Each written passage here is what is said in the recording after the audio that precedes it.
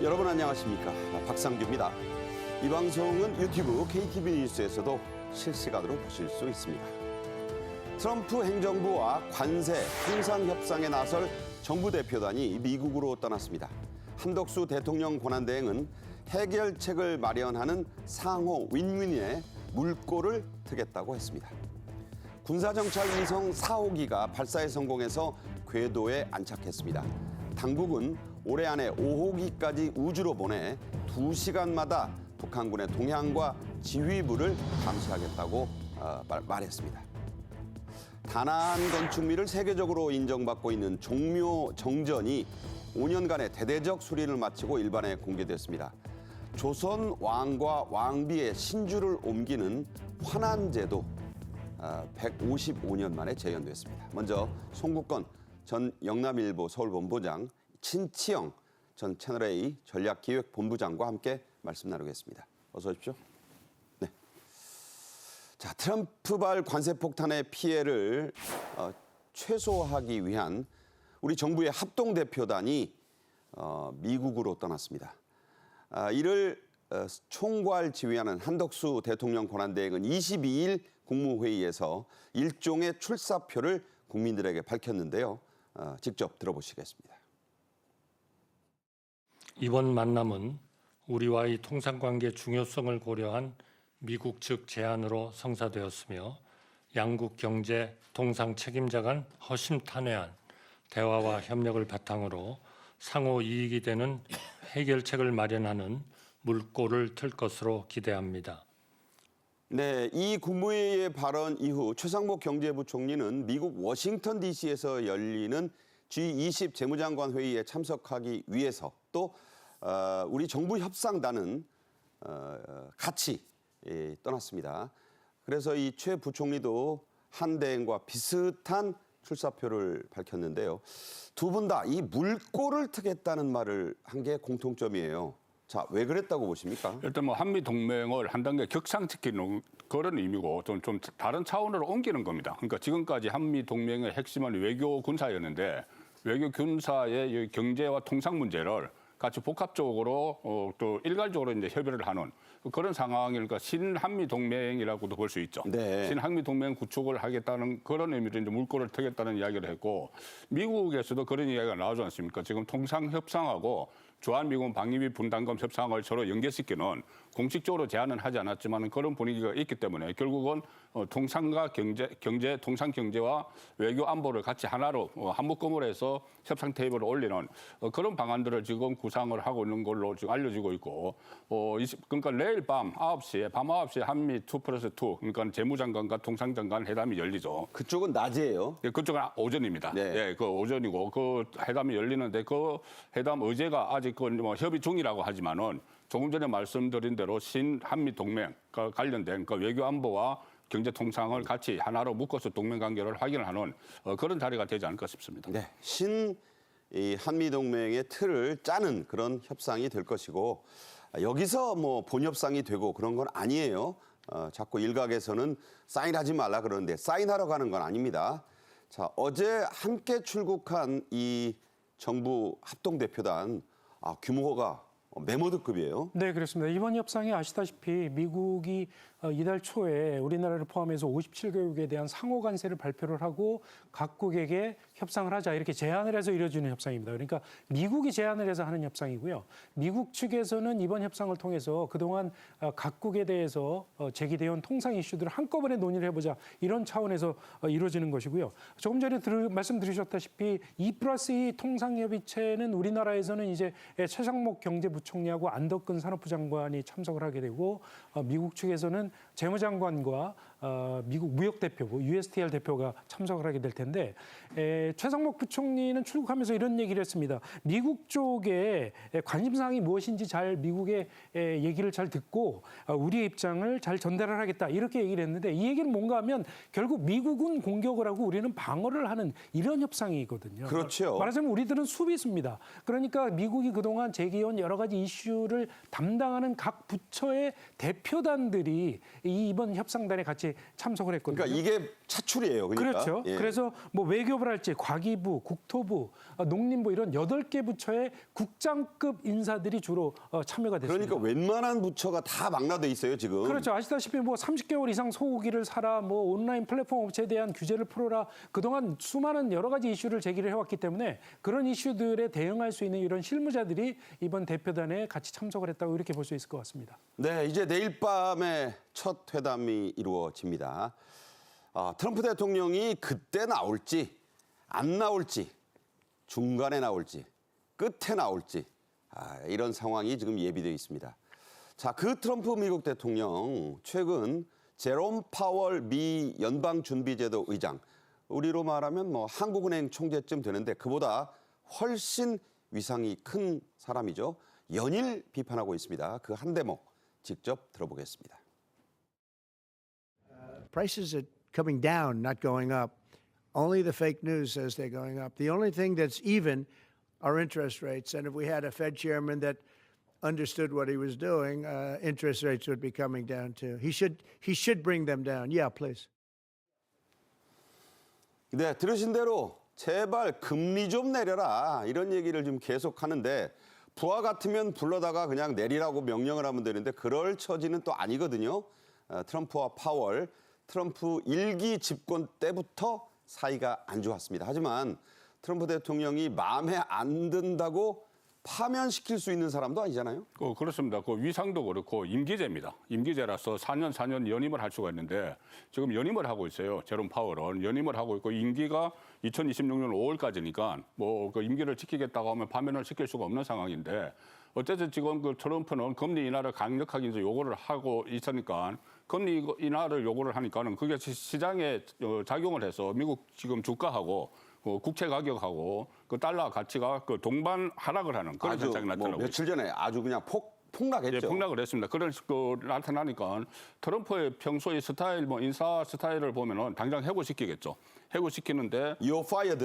예, 뭐그 본인의 저 주특기지 않습니까? 그런데 그렇게 하지 못하는 것이 임기인 것도 있고 또 이게 다른 뭐 시장에서 반발을 하고 있기 때문에 트럼프가 약간 좀 그 자세를 전환을 했어요. 자세를 전환을 해서 실제로 이런 이야기를 했습니다. 해고 생각은 전혀 하지 않고 있다. 원래 이제 반발이 많으니까 해고 생각은 전혀 하지 않고 있는데 제발 금리 인하만 해주면 된다 이렇게 이야기를 하고 있어요. 그러니까요. 예, 그런 사정에서 지금 제롬 파월은 꿈쩍도 하지 않는 그 상황이 지금 이어지고 있는 거죠. 네, 제롬 파월 세계의 경제 대통령이라는 평가까지 받습니다. 실제로 그런 직위는 없는데 파월 한마디에 우리 증시는 물론이고 전 세계 증시가 아주 그냥 요동을 치기 때문이죠.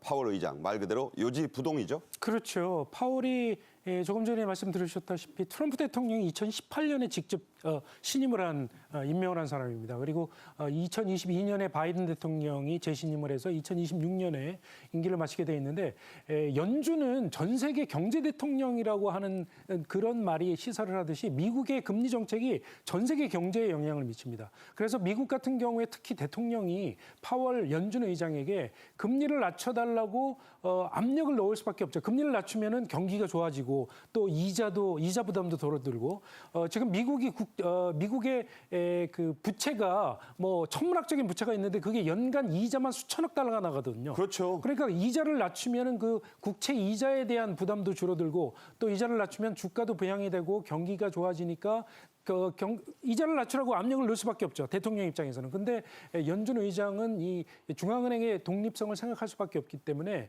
지금까지 계속 거부를 하고 있는데 파월 의장이 얼마 전 연설에서도 그런 얘기를 했는데 트럼프 대통령이 추진하고 있는 관세 때문에 앞으로 그 물가가 엄청나게 올라갈 수밖에 없고 그에 따라서 금리 인하를 당분간 생각하지 않겠다. 뭐 이렇게 못 박으면서 또 주가가 상당히 출렁했었는데 파월 의장 입장에서는 트럼프 대통령이 아무리 압력을 넣는다고 해도 경제 상황 전반을 살펴보는 그런 입장일 수밖에 없다. 이렇게 볼 수 있겠습니다. 네.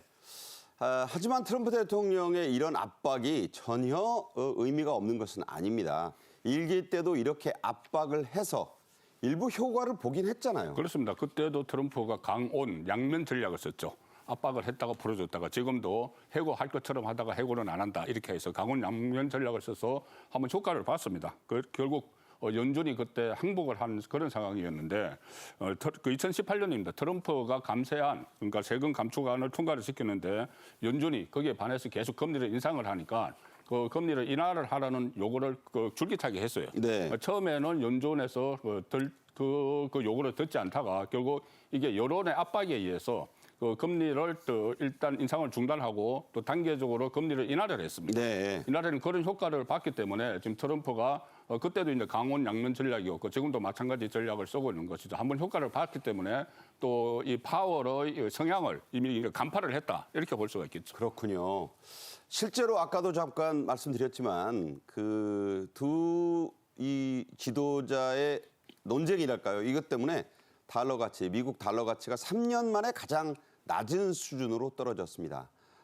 미국 국민들의 트럼프 대통령의 경제 정책에 대한 신뢰도 지금 안 한다는 조사가 나와서 이거 내년에 미국도 중간 선거 해야 되잖아요. 그렇죠. 지금 얼마 전에 미국의 그 경제 전문 방송 CNBC 방송이라고 있는데 CNBC 방송이 분기별로 대통령의 정책 지지도를 조사해서 발표를 합니다. 얼마 전에 미국인 1,000명을 대상으로 조사를 해서 발표를 했는데 지금 화면에서 보시다시피 경제 분야 트럼프 대통령의 경제 정책을 지지한다는 답변이 43%, 지지하지 않는다는 답변이 55%로 저대로 대통령 선거하면 지겠는데요? 반대하는 입장이 예. 훨씬 더 높았죠. 저게 트럼프 1, 2기를 통틀어서 가장 낮은 지지율이라고 하는데요. 저렇게 낮은 지지율이 나온 가장 큰 이유가 관세와 물가에 대한 반대였었습니다. 그렇죠. 지금 관세 정책을 찬성한다는 입장이 35%밖에 안 되고요. 반대하는 입장이 49%니까 훨씬 더 많은 사람들이 지금 반대를 하고 있고요. 물가 관리에 대한 부정평가가 60%에 이르렀습니다. 그건 심각해요. 그렇죠. 긍정적인 평가를 내린 37%보다 거의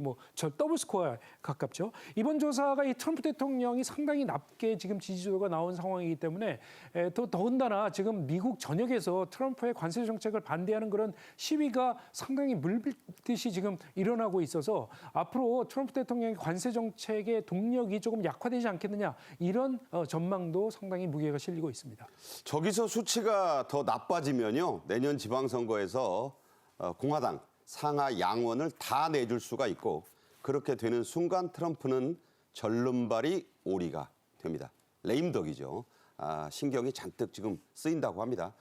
트럼프발 관세 폭탄이 우리 경제, 특히 수출로 먹고 사는 대한민국의 이 경제에도 악영향을 본격적으로 미치기 시작했어요. 그렇습니다. 이제 실제 상황이 됐습니다. 실제 상황 물론 25% 관세가 90일 동안 유예가 되기는 했지만은 그 여파가 지금 나타나고 있는 것이죠. 특히 자동차가 타격을 받고 있는데 저 정도 떨어지는 건 드문데. 네, 그렇습니다. 그 자동차가 대미 수출의 절반을 차지하거든요. 그런데 4월 1일부터 20일 현재 승용차 대미 수출액이 작년 같은 기간 대비해서 21.6%가 감소를 했습니다. 5대 중에 한 대 못 판다는 얘기예요. 그렇게 되는 거죠. 네. 그래서 21.6% 감소를 하니까는 이 영향을 받아서 전체 이제 대미 수출액이 14.3%포인트가 떨어지는데 이제 자동차가 가장 중요한 그런 영향을 미친 것이죠. 그리고 이 기간에 우리나라 10대 수출 품목을 분석을 해보니까 반도체만 좀 상승을 했고 나머지 9개 품목은 전부 다 대미 수출이 하락을 하는. 반도체도 큰 재미 본 건 큰 아니잖아요. 재미 본 건 아니죠. 약간 이제 상승하고 나머지는 다 하락을 했는데 이것이 물론 이 3월 달에 이제 4월에 관세 폭탄이 떨어질 것을 우려를 해서 3월 달에 미리 선적을 한 그런 품목도 있고 하니까 장기적으로는 어떻게 될지 또 특히 이번 협상 원래 이번 협상은 조금 전에 말씀하신 대로 서로 패를 보는 겁니다. 네. 상대방이 어떤 패를 갖고 있는지 그걸 우리는 보는 미국 거거든요. 패 보러 간 거죠. 미국 패 보러 간 겁니다. 그래서 그 이후에 이제 추진되는 협상에서 어떤 성과를 내느냐에 따라서 이 수출 전망도 좀 더 밝아질 수도 있겠죠. 네, 기대를 그렇게 지금 송 본부장은 하시는데 자, 전망이 그렇게 밝은 건 아니에요. 자, 이런 상황에 대비해서 정부가 가동한 관세 119 오죽하면 이거 119라고 했겠습니까? 그거 지금 몸살을 앓고 있네요. 예, 그렇습니다. 오늘 폭주를 하기 때문이죠. 관세 대응 119팀 이렇게 해서 범부처 비상수출 대책기구인데 우리나라 동산산업자원부하고 코트라가 지금 중심으로 돼서 이렇게 어떤 그 문의를 받고 있어요. 문의를 받고 해답을 해주고 있는데 2월 18일부터 이게 운영이 됐는데 2달 넘었네요. 네, 이제 18일 기준으로 딱 2달째 됐을 때 기준으로 하면은 3,022건의 관세 상담이 있었고 그 문의를 이제 접수를 해서 지금 3,000건이 예, 넘어요? 3,000건이 넘습니다. 2달 사이에. 그 문의를 이제 접수를 해서 대응을 해주고 하는데 이 중에서 관세 관련 문의가 역시 68%로 가장 많이 그 문의를 받아서 지금 대응을 해주는 그런 상황에 있죠. 그다음에 이 대체 시장 진출을 이제 어떻게 하면 좋겠느냐 이런 문제도 또 문의가 들어오고 있고 생산 거점을 이전을 하려고 한다. 이런 문의들도 그 대체 시장 이야기는 한 7% 정도가 포함이 돼 있고 그리고 이 생산 거점을 좀 옮기려고 한다. 이 부분은 한 4%나 돼요. 네. 아예 그냥 옮겨버린다는 거죠. 그렇죠. 예, 그런 그 여러 가지 중요한 사안들에 대해서 이제 정부가 또 대답을 해주고 있습니다. 당장 이 공장이라는 게 뭐 가방 싸들고 간다고 움직일 수 있는 게 아니기 때문에 시간이 엄청 걸려요. 그래서 단기적인 피해, 중기적인 피해가 지금 불을 보듯 뻔한 상황입니다. 관세 대응 119에 문의를 하면 구체적으로 어떤 안내를 받을 수 있나요? 네, 그러니까 미국을 상대로 무역을 30년 이상 종사한 사람들, 이런 전문가들과 관세사들이 직접 대응을 해줍니다. 그래서 각국별로 얼만큼 관세를 지금 부담을 하고 있는지 또는 품목별로 얼마나 관세율이 얼마나 되는지 그리고 실제로 관세의 적용을 받고 있는지 이런 것들을 상세히 상담을 해주도록 돼 있고요. 또 이 기업들이 이 온라인으로 접속을 해서 관세율을 직접 확인할 수 있는 이런 온라인 시스템도 지금 운영을 하고 있고요. 예. 그리고 산업부하고 코트라가 공동으로 이 직접 정보를 접촉할 수 없는 입수할 수 없는 이런 기업들을 찾아서 전국 주요 지역을 돌면서 지금 설명회를 직접 하고 있습니다. 지방 순회를 하는 거군요. 예, 지금까지 30여 회 개최를 했다고 하는데 한 3,000명 정도의 기업인들이 참여를 했다고 하고요. 이 기업인들이 주로 관심을 갖는 거는 무엇보다도 트럼프의 관세가 지금 얼마나 되는지, 품목별로 얼마나 관세가 지금 부담이 되고 있는지, 그다음에 대체 시장은 어떻게 발굴을 할 수 있는지 이런 여러 가지 상담을 해줄 수 있다고 합니다. 네. 자, 2023년부터 시작된 우리 군사 정찰 위성 22일에 네 번째 위성을 성공적으로 쏘아 올려서 우주 궤도에 안착을 시켰는데요. 발사되는 장면 함께 보시겠습니다.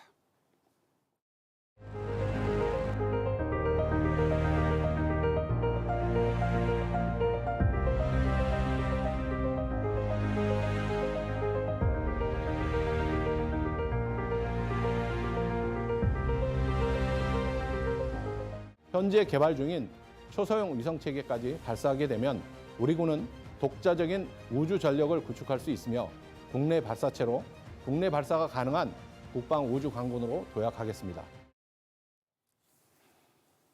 네, 뭐 북한이 맨날 하는 게 발사하는 모습만 보여주는 건데 그걸로는 부족하죠. 이게 궤도에 안착하고 지상국과 무사히 교신을 해야 성공했다고 하는데 우리는 어떻게 됐나요? 그렇죠. 어저께 이제 미국 플로리다주에 있는 케이프 커네버럴이라고 하는 군사 기지에서 발사가 됐습니다.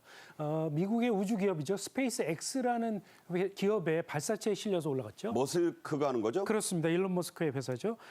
발사가 된 게 어제 우리 시간으로 어제 오전 9시 48분이었는데요.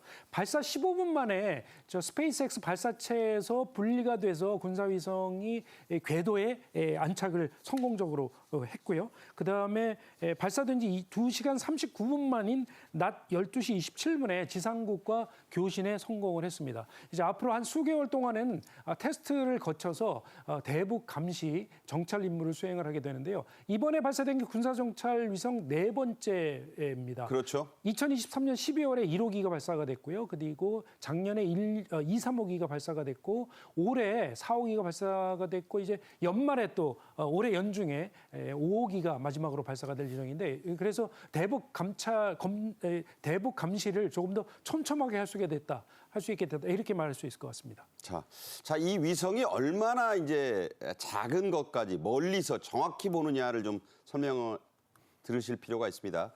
그야말로 우리 국방부의 눈이 될 것이죠.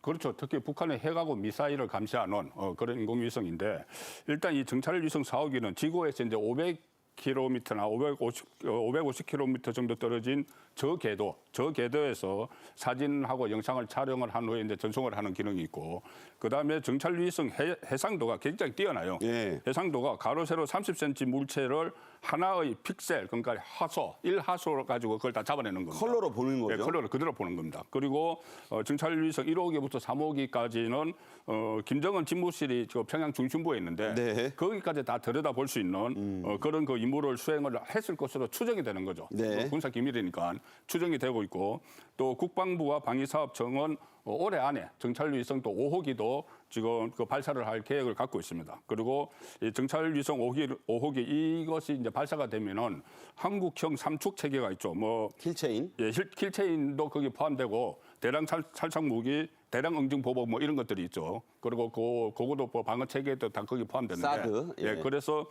이 킬체인은 대량 살상 무기를 선제 타격을 하는 거죠. 선제 타격을 하는 거기도 이것이 요긴하게 쓰이는 그 5호기가 이제 발사가 됩니다. 자, 이번에 발사한 위성 이게 특징이 있어요. 그러니까 비가 오나 눈이 오나 그런 말 나오는데 그런 기능이 있죠? 그렇습니다. 일단 뭐 4호기는 1호기부터 3호기까지의 단점 같은 것을 다 보완을 하고 장점은 또 강화를 하고 해서 새로운 이제 형태로 등장을 한 것인데 이 정찰 위성이 지구를 이제 공전을 하면서 표적의 움직임을 수시로 확인을 합니다. 네. 표적이 어떻게 움직이는지 그냥 그 장면만 그 촬영을 하는 것이 아니고 표적 움직임까지 이 확인을 해서 그렇게 되면 북한이 어떤 도발 징후가 있으면 그것을 미리 알아낼 수가 있죠. 알아낼 수가 있고 특히 여기서 정찰위성 4호기에는 SAR이라는 것을 이제 탑재를 했는데 합성 개구 레이더라고 저기 지금 자막에 나와요. 예, 우리말로 이제 그렇게 해석이 되는데 지상에 이제 전파를 발사를 해서 그 돌아오는 신호를 분석을 합니다. 그래서 그것을 영상화해서 정보를 입수를 하는 건데 카메라로 찍는 게 아니니까 눈비가 와도 상관없어요. 눈비가 와도 상관없는 그런 그 SAR을 탑재를 했죠. 4호기에는. 네, 그래서 악천 후에도 전혀 지장 없이 지상의 물체. 물론 이거는 전문가들이 판독을 하는 겁니다. 우리가 칼라 사진 보듯이 하는 게 아니에요. 그 차이를 이해하셨으면 좋겠습니다. 우리 군의 차세대 킬체인에도 이 군사 정찰 위성 큰 역할을 하게 된다고요? 그렇죠. 이 군사정찰 위성이 그러니까 지구 궤도를 돌면서 북한의 특정 지점을 2시간마다 한 번씩 감시를 할 수가 있거든요. 그러니까 상당히 구체적으로 북한의 움직임을 포착할 수 있다. 이런 장점이 있을 것 같고요. 그리고 이 군사정찰 위성과 함께 우리가 지금 소형 군사위성까지 개발을 하고 있는데 2030년까지 50여 기를 지금 지구 궤도에 띄우겠다. 이런 그 계획을 세우고 있습니다. 그래서 우리 K방산 무기의 산실이라고 할 수 있는 국방과학연구소에서 이 프로젝트를 지금 총괄을 하고 있는데요. 이 초소형 위성 체계가 발사가 되면 지금 작년에 이미 1기가 발사가 됐는데 앞으로 50여 기까지 발사가 될 예정이고요. 이 초소형 위성 체계는 예를 들면 SLBM 그러니까 잠수함에서 발사되는 탄도미사일, 핵미사일을 그 움직임까지 구체적으로 파악을 할 수가 있기 때문에 조금 전에 말씀드렸다시피 킬체인의 아주 핵심적인 그런 전력을 담당할 것으로 이렇게 기대가 되고 있습니다. 네. 자, 북한의 김정은이요. 러시아에 이 군사적으로 밀착해서 파병도 하고 여러 가지 하는 그런 이유, 그 얻어내려고 하는 핵심 기술 중에 하나가 바로 이 정찰 위성 기술입니다. 북한의 위성 기술력 번번이 실패를 많이 했는데 어디쯤 와 있나요? 일단 우리보다 먼저 시작을 했습니다. 정찰 네. 위성을 쏜 거는 2023년에 만리경 1호를 발사를 했는데 만리경이죠. 예, 만리경 1호를 발사를 했는데 지금 우리가 파악하기로는 아직은 뭐 촬영을 하거나 촬영한 것을 지상으로 전송하는 능력은 좀 부족하다. 이렇게 그 파악이 되고 있고 네. 그리고 그다음에 2023년 5월에 만리경 2호를 또 탑재를 해서 그 신형 우주 로켓이라고 해서 쐈어요. 딱 1년 전이네요. 예, 딱 1년 전에 신형 우주 로켓을 개발을 했다고 해서 만리경 2호를 탑재를 해서 쐈는데 이게 2분 만에 공중 폭발을 해버렸어요. 터졌죠. 네, 그래서 기술력에 좀 한계를 드러냈다는 말이 나오고 지금 말씀하신 대로 러시아가 북한의 파병 대가로 그동안 여러 가지가 거론이 됐죠. 뭐 ICBM 기술도 뭐 이전을 요구를 했다 많이 있는데 아마 정찰 위성 기술도 이전을 할 가능성이 남아 있다는 분석이 나오고 있습니다. 네. 송국건 본부장님과는 여기서 인사를 드리도록 하겠습니다. 잘 들었습니다. 감사합니다. 네. 조선시대 사극에 보면 종묘사직을 위해 전하 이런 말이 참 많이 나오지요. 신하도 하고 왕도 합니다. 종묘사직을 지키려고 한다. 자, 법궁인 경복궁이 있어요. 그 등을 지고 왼쪽에 뭐가 있습니까? 이게 종묘가 있고 오른쪽에 사직동, 사직단이 있습니다. 그중에도 이 종묘는 조선왕실이 조상들의 신주와 중요한 신하들의 위패를 봉안해서 제사를 지낸 그야말로 왕조의 핵심 건물입니다. 자, 5년 넘게 대대적인 새 단장을 하고 돌아온 종묘, 먼저 영상으로 보겠습니다. 신주의 환환이 시작된다. 세계문화유산 종묘의 정전수리로 창덕궁으로 옮겨진 신주. 고증에 따른 환환 의례의 재현. 정전수리와 환환제를 통해 만나는 가장 한국적인 순간.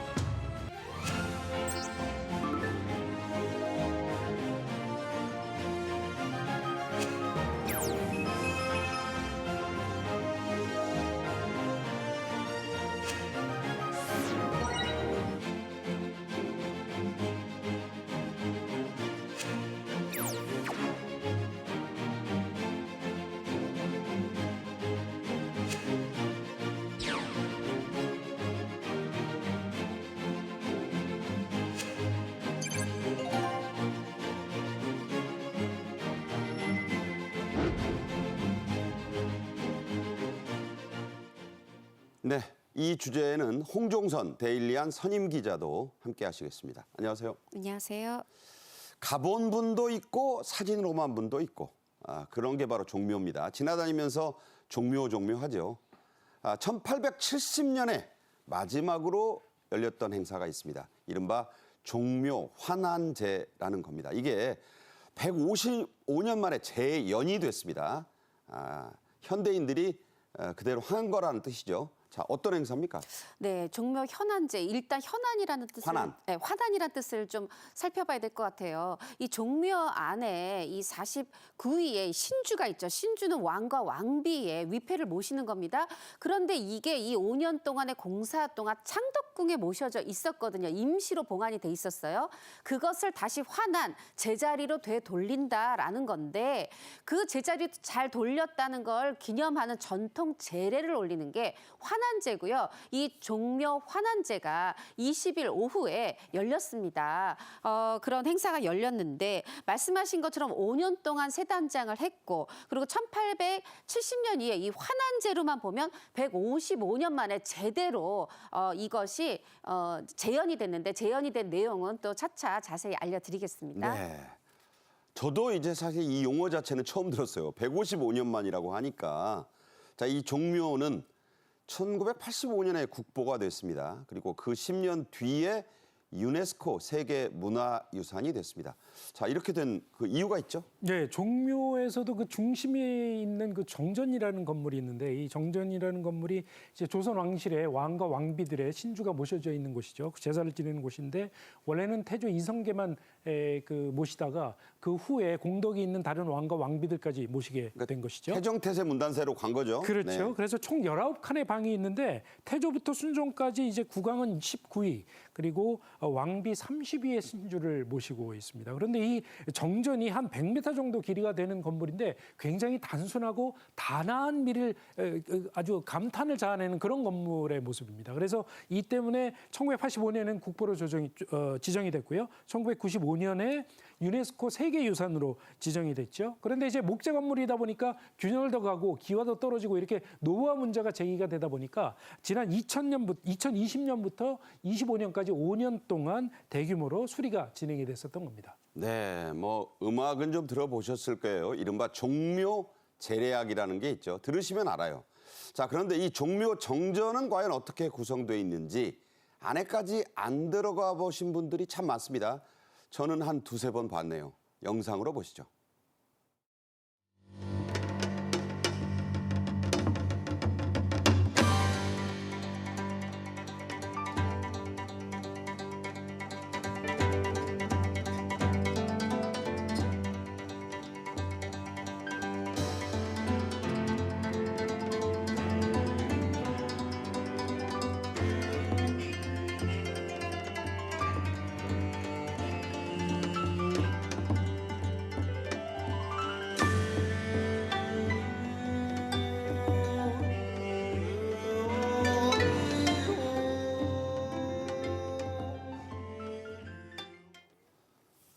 세자를 책봉하거나 뭐 중요한 일이 있을 때마다 종묘에 가서 고한다고 합니다. 바로 그 종묘입니다.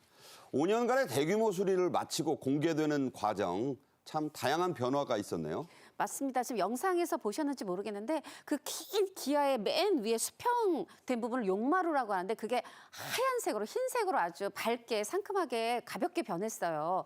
그리고 이 기아가 되게 중요한데 이전에는 공장제 기아랑 수제 기아랑 섞여 있었다 그래요. 아. 그랬더니 그게 균형이 맞지 않아서 아하. 무게의 균형이 맞지 않아서 이번에 다 수제 기아로 바꿨는데 돈이 많이 들었겠어요. 네, 이 제화장이라고 하죠. 이 무형문화재분 김창대 보유자께서 이거를 뭐 지금 처음에 그 영상에서도 나왔었지만 200번 불을 떼서 이거를 7만 장을 전부를 다 교체를 했고요. 구워서 만들었겠네요. 네, 구워서 만든 거죠. 그리고 또 이 기와를 잇는 분은 또 번화장이라고 따로 있습니다. 네. 또 이금복 보유자께서 이거를 또 하나하나 다 이으셨고요. 그리고 보니까 군데군데 또 단청도 색이 바랬는데 이것도 전통 방식 그대로 복원을 했고요. 그리고 사실은 뭐 이런 뭐 기와 이것뿐만 아니라 이제 월대라든가 초석 이런 부분까지 아주 기초까지 다 확인을 해서 제대로 세단장을 했고요. 그 흰개미도 엄청 이 끌었잖아요. 건물 뒤쪽이랑 서월랑을 봤더니 이 목조 유산의 최대 적이라고 하는 흰개미 피해도 확인이 돼서 이 부분도 방제를 병행을 했고요. 사실 이거는 예전에 이제 1989년에서 91년 3년 동안 이루어졌던 이 공사로부터 한 30여 년 만에 처음으로 이렇게 대규모 공사를 한 거고요. 그래서 이 5년 동안 무려 200억 원이 투입이 됐습니다. 네, 돈이 문제가 아니라 정말 우리의 자존심을 새롭게 세웠다 이런 의미가 있습니다. 전통의 왕실 한식 건물이라 건물을 보수하기 위해서는 일부를 해체하기도 했는데요.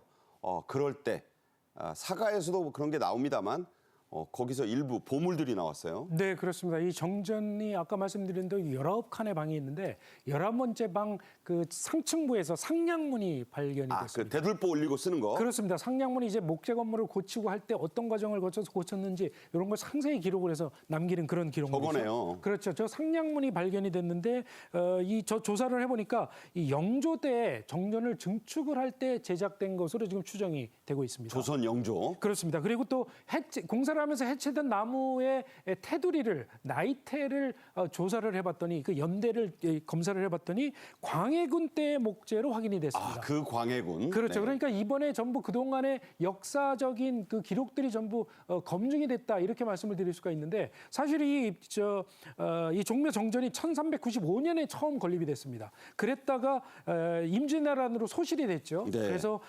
광해군 때인 1608년에 11칸 규모로 다시 지어졌고 그리고 영조와 헌종 때 각각 4칸씩이 더해져서 지금 19칸이 됐는데 이런 역사적인 사실이 전부 다 이번에 검증이 된 셈이다. 이렇게 말씀을 드릴 수 있을 것 같습니다. 네.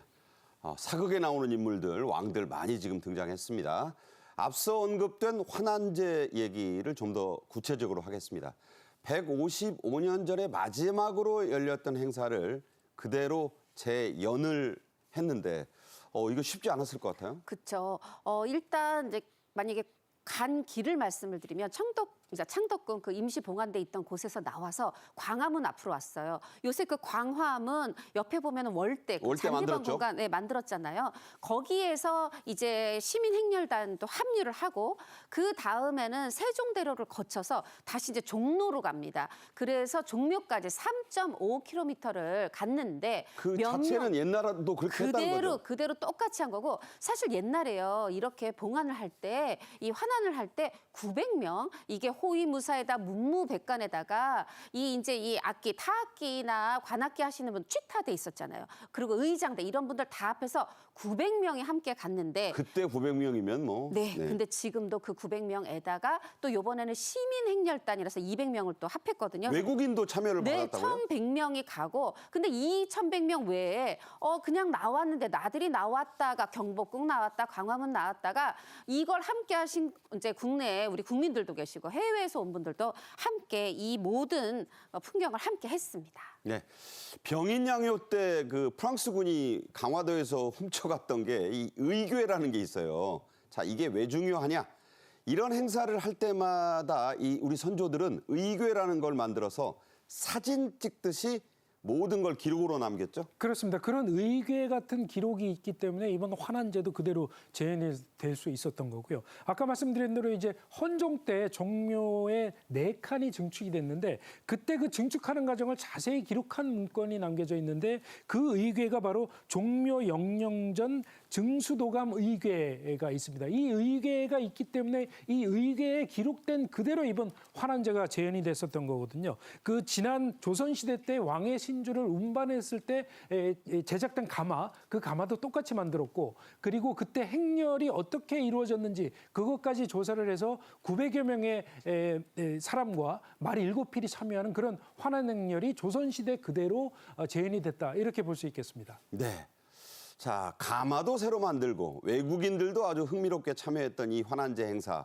그런데 이 환안제가 끝난 뒤에 여러 특별한 볼거리 행사도 있었다고요? 맞습니다. 일단 이제 환안제 함께 할 때는 아까 광화문 월대에서 뭐 사자춤, 풍물놀이 이런 것들이 함께 됐고 그리고 이제 그 1,100명 자체가 행진을 함께 하는 것도 대단하지만 일단 잘 종묘에 도착했어요. 그러면 이제 신주를 새로 잘 모셨다. 이거를 고하는 고유제라는 네. 이 또 행사를 거행한 겁니다. 이 이제 고유제는 이 전주시 대동종약원에서 봉행을 했는데요. 이 봉행이라는 건 뜻을 받들어서 행한다 이런 그렇죠. 뜻이잖아요. 네. 120명의 재간이 엄숙하게 참여해서 이 의례를 마쳤고요. 그리고 이 종묘 이 바깥에 종묘정자 바깥에서도 이 외벽에 우리가 요즘 외벽에다가 조명 쏘면서 하는 공연을 미디어 파사드라고 파사드? 하잖아요. 네, 그 파사드 공연도 하고 또 이 무용수들 60여 명의 무용수들도 지금 잘 다시 모셨다는 환안됐다는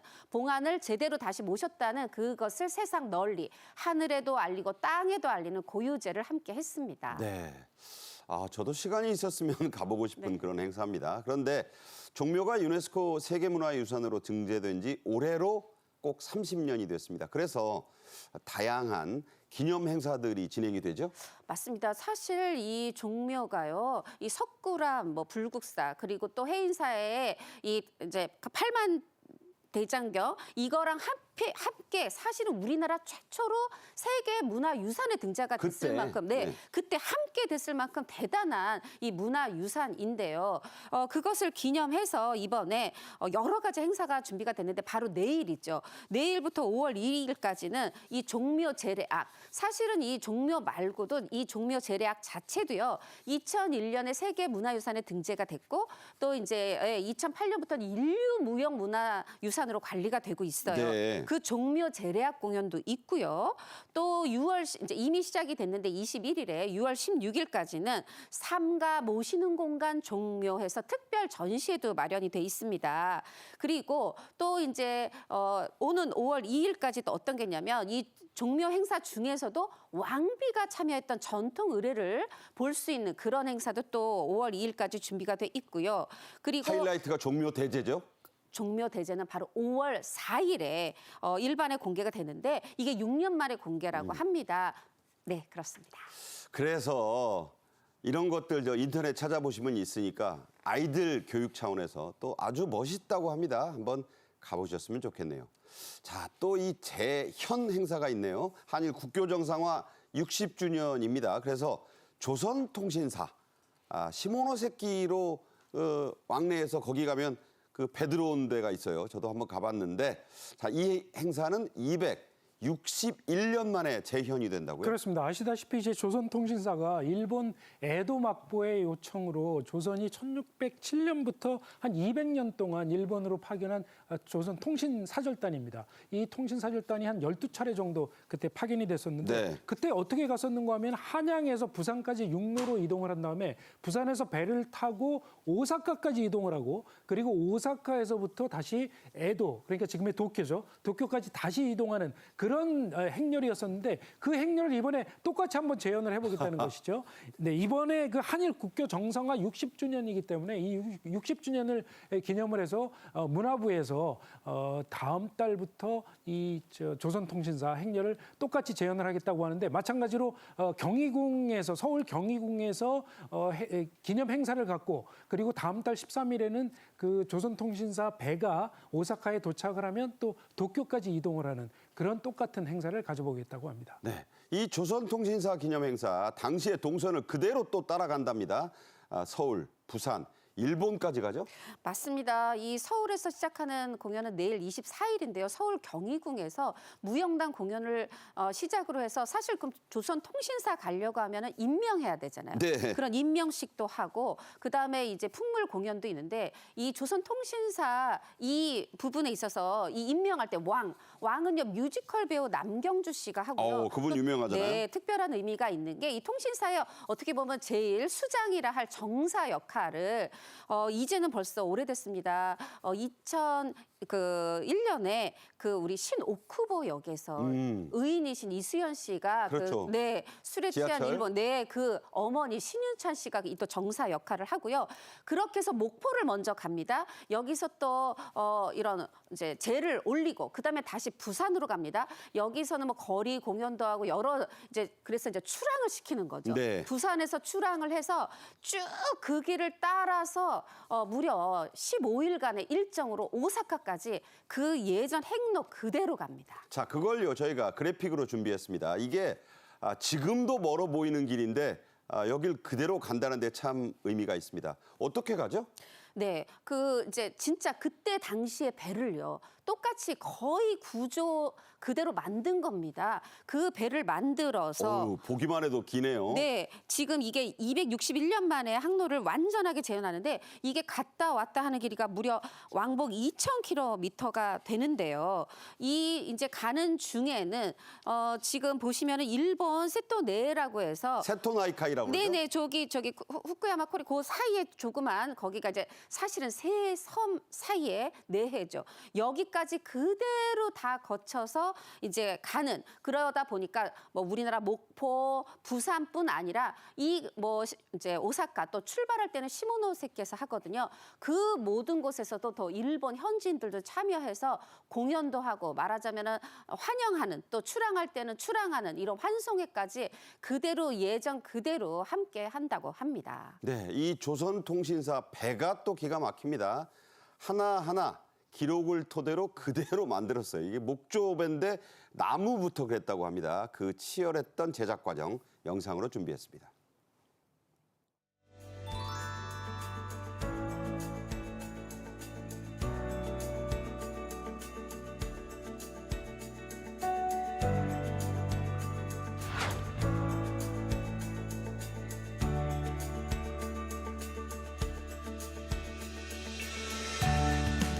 조선통일사서는 우리나라의 배 만드는 기술이라든가 그런 해화적인 자료들이 아주 많이 남아 있습니다. 그리고 이 배는 외국의 국격에 맞게끔 만들어진 배이거든요. 그래서 우리나라의 금강송 소나무와 우리나라의 조선 기술이 전체적으로 혼합된 그리고 우리나라 미각 그리고 왕의 그 궁전의 모든 면모를 다 갖추고 있는 우리나라 전통 한선의 으뜸이라고 할 수 있는 배입니다. 자, 워낙 옛날 배를 재현한 것이라 재료를 구하는 것 자체도 어려웠다고요? 맞습니다. 이 배만 해도 길이가 34m고요. 너비가 9.3m고 돗대 높이가 22m예요. 엄청 크죠? 그런데 이거를 그냥 남으면 돼가 아니라 꼭 금강송이어야 된다. 그것도 수령을 정해서 180년에서 150년대 말하자면 아주 곧고 단단한 금강송만을 사용했다 그래요. 그래서 900그루를 사용했는데 저게 사용이 참 구하기도 어려웠을 것 네, 같아요. 그래서 금강송이 있다는 곳이면 어디든지 달려가서 만들었고 이거를 금강송만 쓴 게 아니라 그때 그 당시 아까 제가 정사라고 말씀드렸잖아요. 네. 그 우두머리 되는 통신사의 우두머리 되는 이 정사 기선이라는 배에 이 설계도를 그대로 재현을 해서 지금 오히려 이거를 보고 나면서 예전에 이 조선 기술이라든가 항법이라든가 이런 것까지 그대로 다 알게 됐다고 합니다. 네, 오늘은 뜻깊은 재연과 재현 행사 두 가지 여러분께 전해드렸습니다. 신치영 본부장, 홍종선 선임 기자와 함께했습니다. 고맙습니다. 잘 들었습니다. 자, 오늘은요 유네스코가 정한 세계 책의 날입니다. 요즘은 너나 할 것 없이 스마트폰만 보는데 그 속에도 책을 보는 앱이 있어요. 책 살 시간 뭐 돈 없다 이런 거 다 핑계입니다. 사람이 책을 만들고 책은 사람을 만든다는 말이 교보문고에 있습니다. 내일 또 뵙죠. 고맙습니다.